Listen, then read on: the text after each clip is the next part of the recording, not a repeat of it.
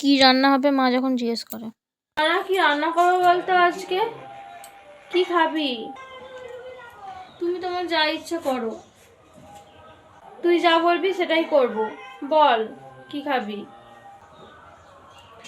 আচ্ছা তাহলে চিকেন করো। চিকেন চিকেন তো হবে না, আজকে তো নিরামিষ, জানিসই তো। চিকেন আজকে হবে না, অন্য কিছু বল। তাহলে তুমি তোমার যা ইচ্ছা করো, ভাল লাগে না। তুই যা বলবি সেটাই করব, বল। নিরামিষে কি খাবে? তাহলে রাইস আর আলুর দম করো, কষা কষা। রাইস? রাইসের তো ঘি নেই। তাহলে পোস্ত করো। পোস্ত খাবি? না না, পোস্ত খেতে হবে না, পোস্ত নেই তাছাড়াও। তাহলে আমি জানি নি কি করবো, তুমি যা ইচ্ছা করো তাহলে। না রে বাবা, তুই যা বলবি সেটাই করবো।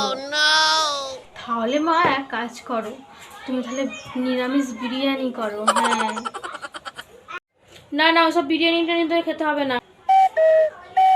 আমি ওসব ভাল লাগে না আমার বিরিয়ানি টিরিয়ানি খেতে।